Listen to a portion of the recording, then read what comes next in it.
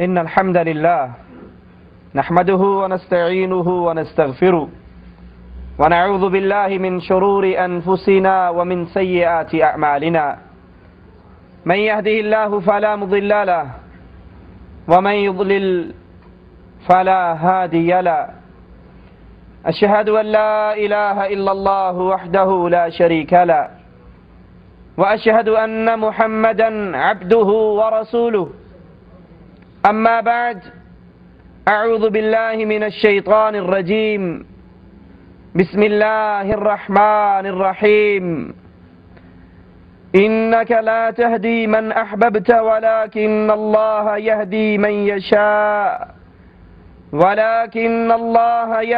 من يشاء وهو أعلم بالمهتدين.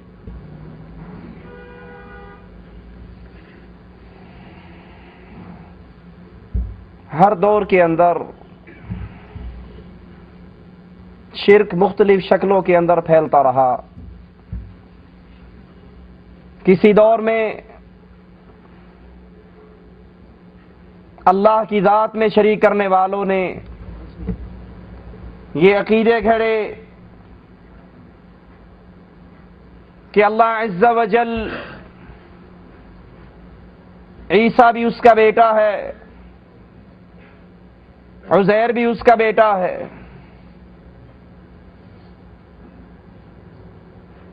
کبھی شرک کرنے والوں نے اللہ عز و جل کو چھوڑ کر اپنے بنائے ہوئے انبیاء، اولیاء، صالحین کو حاجت روا اور مشکل کشا سمجھ لیا، حالانکہ یہ انبیاء اور یہ اولیاء انسانوں کو اللہ کی توحید کی دعوت دینے کے لیے آئے. یہ انبیاء، اولیاء، اتقیاء، اصفیاء، ان کی تو زندگی کا مشن ہی یہی تھا کسی طرح آدم کے بیٹے جہنم کی آگ سے بچ کر اللہ کی جنت میں داخل ہو جائیں. لیکن شیطان نے ان کی محبت کے اندر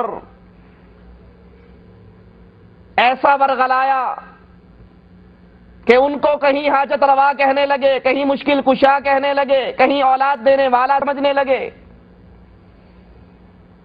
کہیں ان کی قبروں پہ سجدے شروع کروا دیے. وہ عبادت جو خالص ایک اللہ کا حق ہے، وہ جسمانی عبادت ہو، وہ مالی عبادت ہو، وہ تمام کی تمام عبادت خالص اللہ کے لیے ہے. کہیں تو شیطان نے اس کے اندر غیروں کو شریک کروا کر ہمیشہ کی جہنم کے دروازے کھلوا دیے،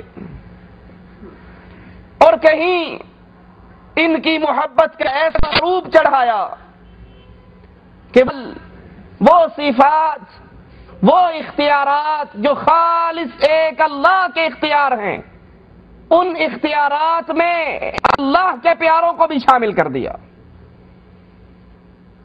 اللہ جو چاہے کر گزرے. اس نے کہا نہیں، یہ صرف اللہ تک معاملہ نہیں کہ اللہ جو چاہے کرے. انبیاء، اولیاء، یہ بزرگان دین بھی جو چاہتے ہیں کر گزرتے ہیں. اللہ جس کو چاہے ہدایت دے، اللہ جس کے لیے پسند فرمائے ہدایت راستوں کو کھول دے. دلوں کی دنیا کو بدلنے والا عرش والا رب ہے. محمد الرسول اللہ صلی اللہ علیہ وسلم فرماتے ہیں انسانوں کا دل مالک کی انگلیوں کے درمیان ہے، جیسے چاہتا ہے اس کو پلٹ دیتا ہے. اسی لیے رسول اللہ صلی اللہ علیہ وسلم دعا کیا کرتے تھے، یا مقلب القلوب، اے دلوں کو پھیرنے والے، اے دلوں کو پلٹانے والے، میرے دل کو اپنی عبادت کی طرف پلٹ دے. وہ اللہ ہے جو انسانوں کے دلوں کو جیسے چاہتا ہے پلٹ دیتا ہے، جس کو چاہتا ہے ہدایت دے دیتا ہے، اور جو اس سے ہدایت مانگتا ہے، جس کے دل میں ہدایت کی تڑپ ہوتی ہے، اللہ اس کے لیے ہدایت کے راستے آسان کر دیتا ہے. لیکن شیطان کہاں اہل ایمان اور عقیدہ توحید کو پھیلتے ہوئے برداشت کرتا ہے. ہمارے درمیان یہ عقیدے پھیلا دیے کہ صرف اللہ ہدایت نہیں دیتا، اللہ جس کو چاہے اس کے دل کو پھیر دے، دلوں کی دنیا کو بدل ڈالے. نہیں، ہمارے بزرگ، ہمارے پیر اور فقیر، ہمارے مولوی اور ملا، ہمارے شیخ اور حضرت، یہ بھی جس کو چاہتے ہیں ہدایت دے دیتے ہیں. آپ نے وہ شعر سنا ہوگا، نگاہ مرد مومن سے بدل جاتی ہے تقدیریں. نگاہ مرد مومن جس پہ پڑ جاتی ہے اس کے دل کی دنیا بدل جاتی. پیروں کی نگاہوں میں، بزرگوں کی نگاہوں میں اتنا کمال ہوتا ہے، جس پہ نگاہ ڈال دی کام ہو گیا.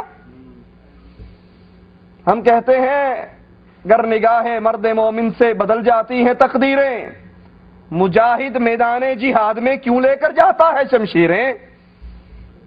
اگر صرف نگاہ میں اتنا کنٹرول ہے، اگر بزرگوں کی نگاہوں میں اتنی طاقت ہے، جدھر ڈالیں جیسے ڈالیں ویسے وہ کام ہو جائے، تو بتائیے پھر محمد رسول اللہ صلی اللہ علیہ وسلم نے احد کے میدان میں 2 زرہیں کیوں پہنی تھی؟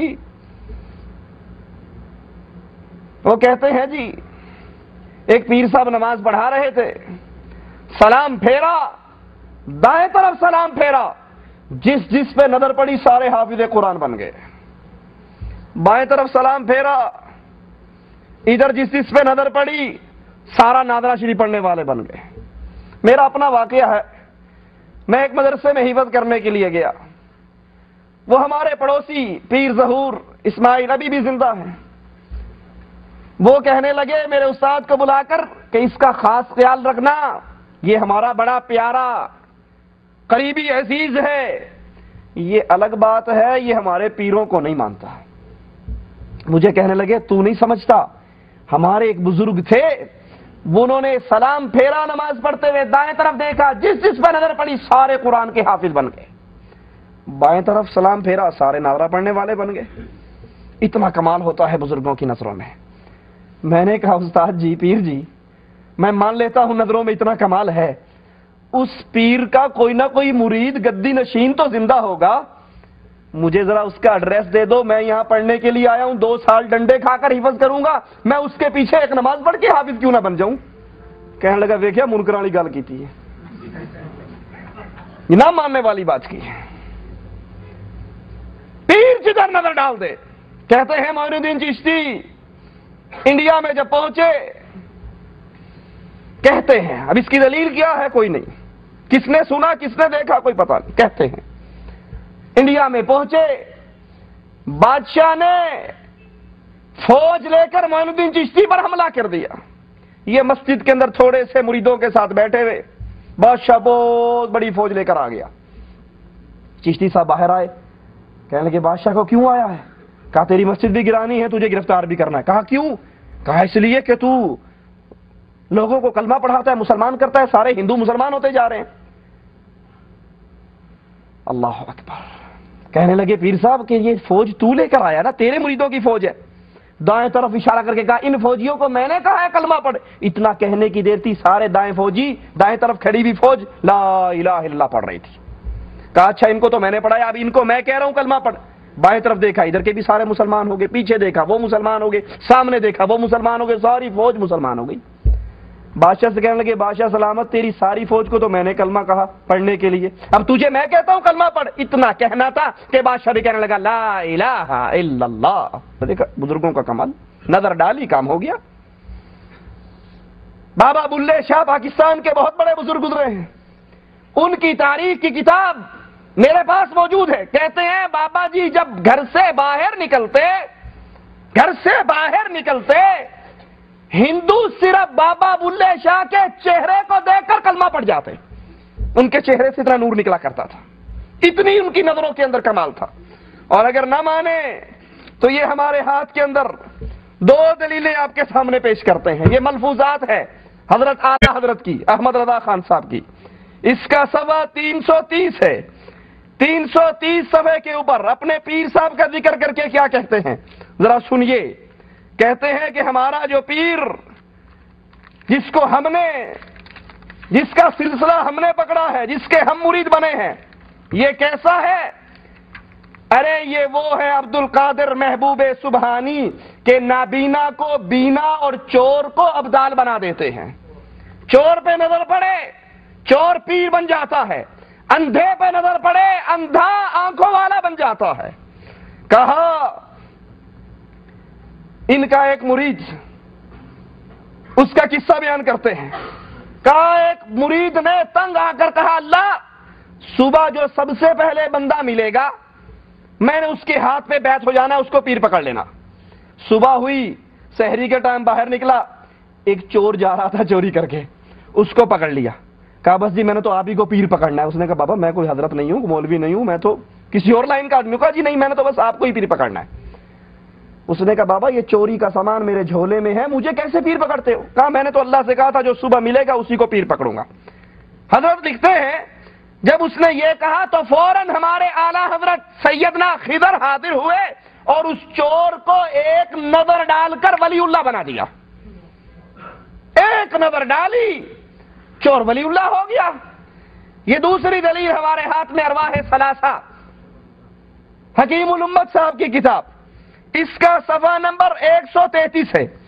133 پر اپنے استاد میاں جی محمدی کا بیان کہتے ہیں کہ وہ گزر رہے تھے، جہاں سے گزر رہے تھے راستے میں ایک بدکارہ زانیہ رنڈی کا کوٹھا آتا تھا. رنڈی بڑی خوبصورت اور پڑھی لکھی تھی، فل تیار ہو کر گاہکوں کے انتظار میں دروازے پر کھڑی تھی. یہ پیر صاحب وہاں سے گزرے اور صرف ایک مرتبہ اس پہ نظر ڈالی. اس نظر کا ایسا کمال ہوا کہ رنڈی روتی اور چیختی بھی آئی اور پیر صاحب کے پاؤں میں گر کے رو رو کر معافی مانگنے لگ گئی اور کہا بس اب میں آپ کے ہاتھ پر توبہ کرتی ہوں. یہ بزرگوں کا کمال ہے، یہ ان کی نظروں میں کمال ہے. جو چاہتے ہیں ایک نظر ڈالتے ہیں کام ہو جاتا ہے. آئیے ذرا اللہ کے قرآن سے بھی پوچھتے ہیں. ہمارے ہاں یہ جو عقیدے، یہ بزرگوں کی محبت کے اندر اتنا غلو کیا جاتا ہے کہ اللہ کے اختیار ان کو دے دیے جاتے ہیں. اللہ کا رسول محمد صلی اللہ علیہ وسلم ان کی سیرت ہمیں کیا تعلیم دیتی ہے؟ رسول اللہ صلی اللہ علیہ وسلم کے چچا ابو طالب آپ سے بڑی محبت کرنے والے، 8 سال کی عمر میں اللہ کے نبی کو